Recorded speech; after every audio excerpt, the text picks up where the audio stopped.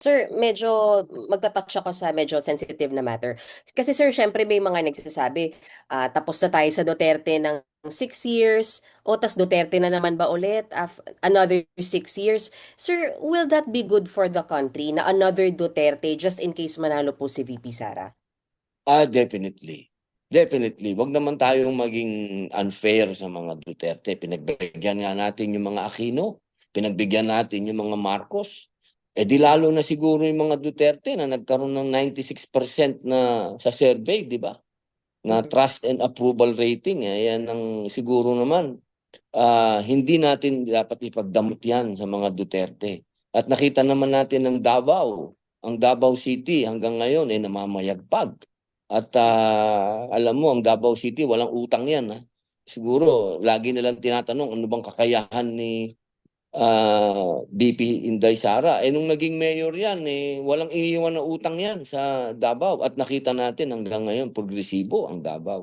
Siguro doon Mm-mm. natin titingnan. Mm-mm. So, sir, walang masama kung umulit tayo ng Duterte for another 6 years, sir? Aba, sa totoo lang, kung hindi naman nagbigay ng daan si Inday sa ating kaibigan na si Pangulong Bongbong Marcos, di dapat si Inday ang Pangulo natin, sa totoo lang. Wala, nagbigay si Inday, sumunod siya kay Amy. Ako, naniniwala talaga ako na kailangan ipagpatuloy ang pagbabagong na umpisahan ni Digong. Mm. Sir, last sa akin sa puntong ito. Sir, yung sa impeachment lang may apat na naka-file po. Tatlo or apat pa na naka-file sa Kamara po ano. At just in case lang naman po sir, umakyat ito sa Senado. Sir, how can the people trust you to be neutral and fair if talagang openly ay kayo po ay sumusuporta kay VP Sara, especially sa candidacy po niya, sir, no? Lagi naman akong neutral. Ako naman ay laging nasa panig ng taong bayan. At alam naman ng taong bayan na yung impeachment ni VP Sara ay politikal. Yan ay politikal. Yan din naman ang argumento ng Supreme Court na wag nating gamitin tung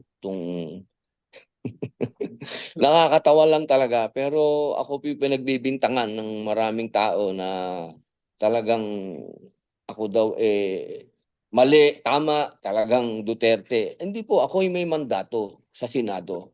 Ako'y Mm. ibinoto ninyo.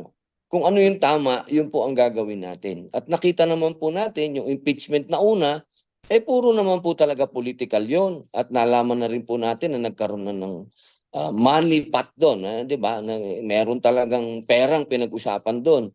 At alam naman din po natin na talagang yung sino naman, ako po ay matagal na nasa intelligence, mga mahal na kaibigan at kapatid at kababayan. Mm. Napaka-imposible po na yung sinasabi nila na yung confidential fund, magkakaroon ka ng mga asset na papangalanan mo. Tinatanong nila bakit may piatos, may ganito. Pambihira naman, 1+1 naman. Kahit naman ako nung araw, kapag meron ako mga asset, lahat ng mga asset ko, hindi naman magbibigay ho ng tunay na pangalan yun. Pambihira, pinahamak mo sila. 1+1 lang po yan. Hindi naman po, confidential nga po, di ba? Pag sinabing confidential, confidential pati pagkatao ng asset mo. Mm. Ako po talaga dyan sa impeachment hindi po talaga ako sang-ayon dyan. Dahil napakadami din po dapat kung iimbestigahan natin ng confidential fund ng pangalawang pangulo, dapat lahat. Dapat ng lahat na may confidential fund imbestigahan. At sinabi din naman po ng COA na wala naman ng problema doon sa kanyang confidential fund. Mm. But we expect you, sir, to still judge depending on the evidence, sir, or ngayon pa lang sinasabi nyo na mapapawalang sala sa punto sa inyo, sir, sa boto ninyo. You will Sa not akin vote po, for kung ang impeachment. argumento nila ay yung dati pa rin, kung ano yung Mm. isinalang nila dati pa rin at yung pa rin ang argumento at walang bago. Opo. Ngayon pa lang po sinasabi ko na katulad ng Supreme Court, sinasabi ko na po sa inyo, ito ay la. Opo. So you will not vote for it, sir. Oh, definitely. Definitely. Opo. Okay. Okay. Sir, isa lang ako sa sa ICC then ipapasa ko na po sa ibang reporters. Sir, kasi 'di ba nag-ano po, humiling po si Pangulong Duterte na siya po ay sana hindi na mag-ano no, mag-appear po doon sa what you call it, sa proclamation po ng kanyang charges because old, tired and frail na po siya. Pero yan po ay kinokontra ng prosecution. Siguro sir, your comment on it lang po. Karapatan ng accused yun. Akala ko ba itong prosecution, na- nag-aaral ba kayo ng batas? Karapatan ng ano yun, ng accused yun. Kung ayaw niyang humarap, lalong-lalo na matanda na siya. Karapatan niya yun, human rights, lahat ng klase ng law pwede niyang gamitin para hindi siya lumabas dyan. Lalo na dito sa atin, sa Pilipinas. O pag nakita niyong meron na namang, sasabihin na naman, matanda na, yung itsura ni Digong, gagawing kalokohan, naku, alam na ho natin yan. Karapatan po ng ating dating Pangulo na sabihin yun na ayaw niyang humarap. And he should be allowed, sir? Of course, definitely, right niya yun. Karapatan po niya yun, international law, anumang law, karapatan po niya yun. Total, hinihiring na siya, nandun naman yung abogado niya. Abogado niya humarap.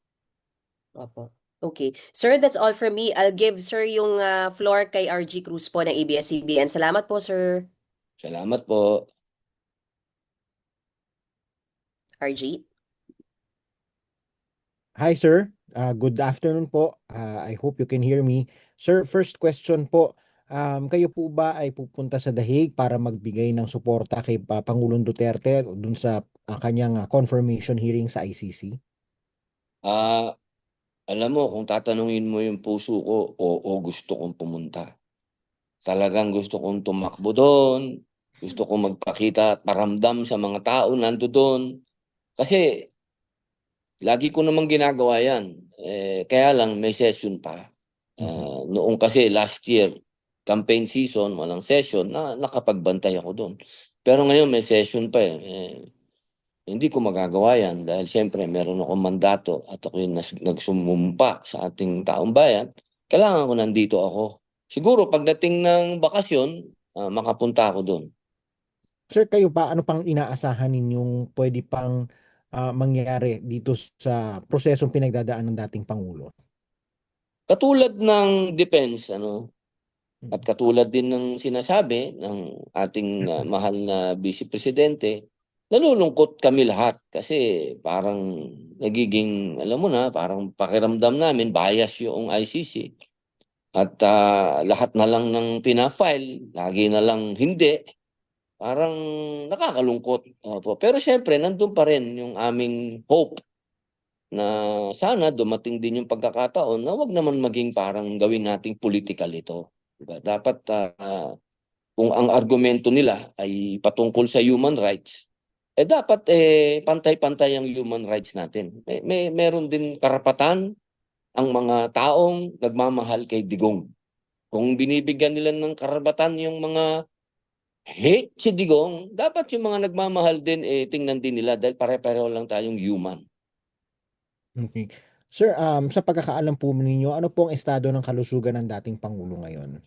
Ay, malungkot kasi nung nandun ako, alam mo marami tayong kaibigan doon eh. Bago pa man dumating ito, pwede kong sabihin na ako'y palagi na dyan sa Netherlands. Dahil hindi pa ako magiging politiko, dyan na dapat kami mag-retire.